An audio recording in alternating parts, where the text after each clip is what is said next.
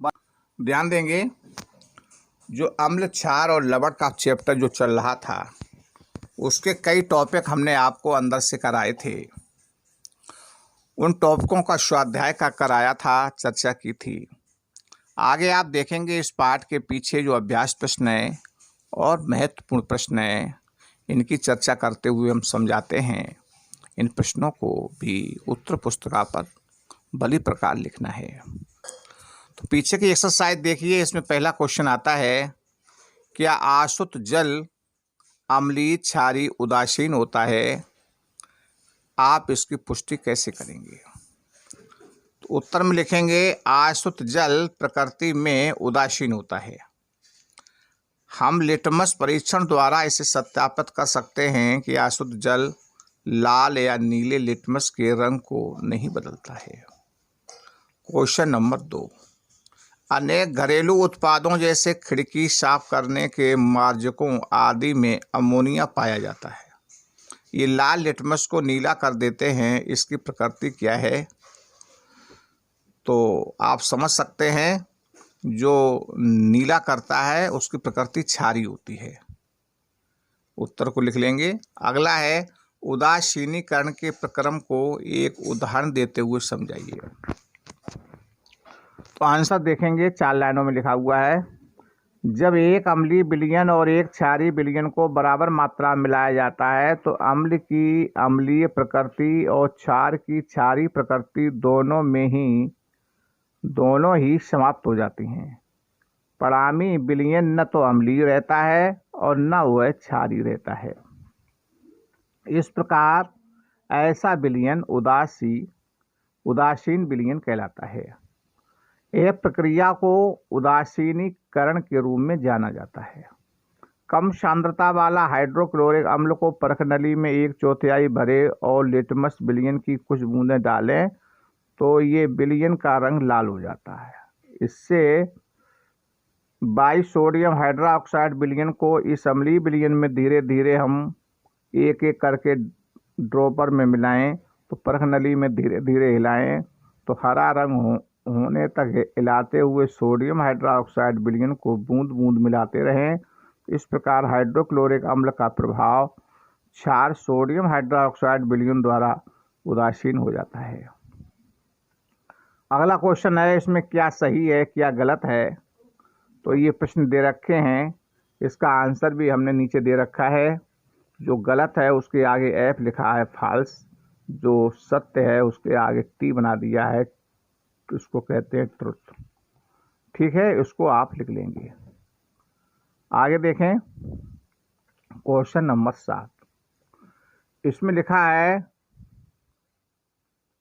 दौर जी के रेस्टोरेंट में शीतल पेय की कुछ बोतलें हैं, लेकिन दुर्भाग्य से वे चिन्हित नहीं हैं।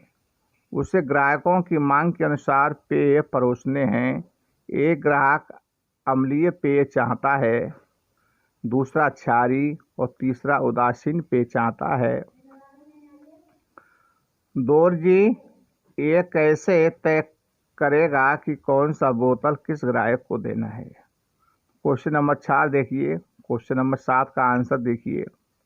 इसमें हम लिटमस से परीक्षण करते हैं और करने के बाद लिटमस पत्र पर कुछ बूंदें हम डालते हैं तो उसका निर्णय इस प्रकार होगा, यदि उसका रंग नीला हो जाता है तो वो पेय क्षारीय होता है, यदि वह लाल हो जाता है तो पेय अम्लीय है, और यदि वह हरा हो जाता है तो पेय उदासीन होता है। क्वेश्चन नंबर अगला देखेंगे 8, समझाइए ऐसा क्यों होता है? जब आप अति अम्लता से पीड़ित होते हैं तो प्रति अम्ल की गोली लेते हैं। इसका आंसर दिया हुआ है, लिख सकते हैं, हाइड्रोक्लोरिक अम्ल की अधिकता के कारण इस अति अम्लता से पीड़ित होते हैं। एक प्रति अम्ल की गोली में दूध या पोटेशियम या मैग्नीशियम हाइड्रोक्साइड जैसा एक क्षार होता है। ये अंत की अधिकता के प्रभाव को कम करता है और आराम दिलाता है। इसी प्रकार से दूसरा क्वेश्चन, तीसरा क्वेश्चन भी इसको देख करके आप हल कर लेंगे। 9वां क्वेश्चन देखिए। पहचान करने के लिए है।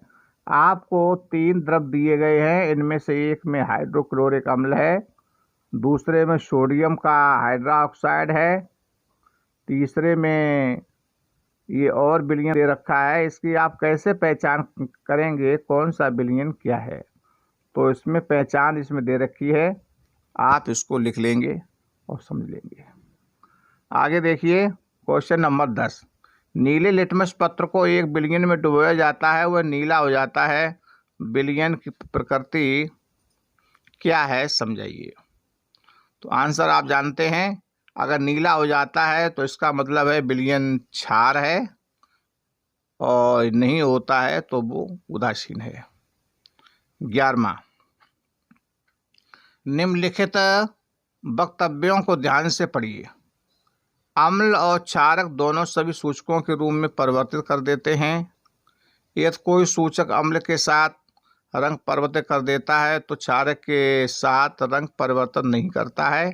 इस प्रकार से 4 पॉइंट दे रखे हैं, का, खा, गा, घा। इनको देखिए और इनका कौन सा उत्तर ठीक है, इसका उत्तर नीचे भी दे रखा है। तो इसमें एक ही उत्तर आएगा, केवल घा। पढ़ लीजिए, समझ लीजिए। अगला देखेंगे। आगे क्वेश्चन इस प्रश्नावली के पूरे होते हैं, सारे क्वेश्चन यही हैं प्रश्नावली के, और छोटे छोटे क्वेश्चन यदि आप चाहो तो पाठ पढ़ के आप बना सकते हो, हल कर सकते हो और समझ सकते हो। ये सारे क्वेश्चन पेपर पर लिखने हैं। वीडियो को शेयर करना है, वीडियो को लाइक करना है, सब्सक्राइब करना है, ताकि हमारा वीडियो आप तक समय से पहुंचता रहे और आपकी पढ़ाई चलती रहे। शेष धन्यवाद।